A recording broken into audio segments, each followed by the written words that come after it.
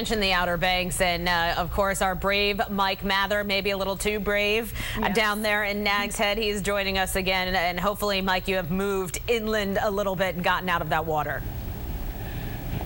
Yeah, I've done this for a while, so I'm pretty confident with where I am right now. The water is behind me here. We have a long, flat beach. The surf, though, as you can see behind me, some of these waves are enormous. I'm trying to be out here for a couple reasons so you can kind of get a gauge on how big that surf is. I'm just a hair under 6 feet tall. I'm looking out at these waves right here trying to gauge them.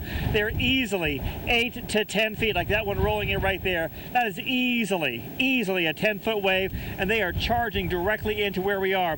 One of the reasons you can see me right now is because there was a railing that was between me and photographer Megan Nearly, and here it is right here. The railing has snapped off this deck where we have been reporting all day long, and it's just right in front of us. We just finished up that first live shot for you, and it broke right off. We have seen bits and pieces of damage all throughout the Nags Head area. We've seen police and fire crews out. We've seen power crews out trying to assess the damage here. Most of it so far that we have seen, despite these amazingly powerful winds that have just gone on all day long. Most of the damage we've seen has been pretty superficial, siding, that kind of stuff. In fact, our hotel is probably taking the most damage. It is just almost waterlogged. Every room is leaking.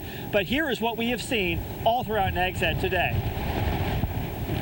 Irene's onslaught started just after dawn. Its fierce winds whipped hurricane flags, shredded screen porches, lifted and tossed shingles like flapjacks, and unzipped vinyl siding from hotels and homes. The powerful gust filled the air with building debris, including one piece that, watch this, hit our truck.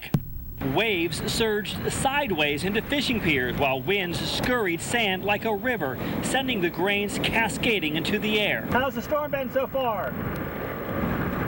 Not too bad. I think the worst is still to come. By afternoon, winds grew stronger. These wires danced like a double Dutch jump rope. Firefighters traveling in a surplus Army truck checked Kitty Hawk homes as police and power trucks patrolled the deserted streets. This is the Outer Banks fishing pier in Nags Head, and it gives you a sense of just how powerful not only this wind but this water is as this surf slams into the pilings underneath.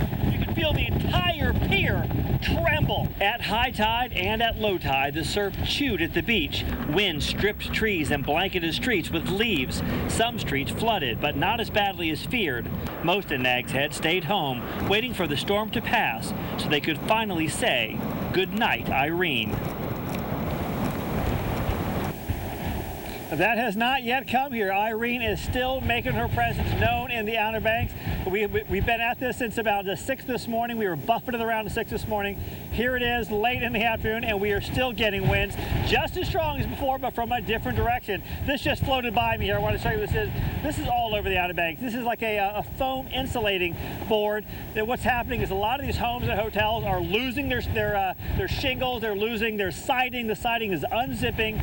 This is what's underneath. And after just an unbelievable onslaught of this wind today, these pieces are now starting to fly out of these homes and these hotels. So there's debris like this all over the Outer Banks. We are live in Nags Head. Mike Mather, News Channel 3. All right, stay on top of it, Mike, and keep us posted on what's happening weather-wise with Hurricane Irene on the Outer Banks.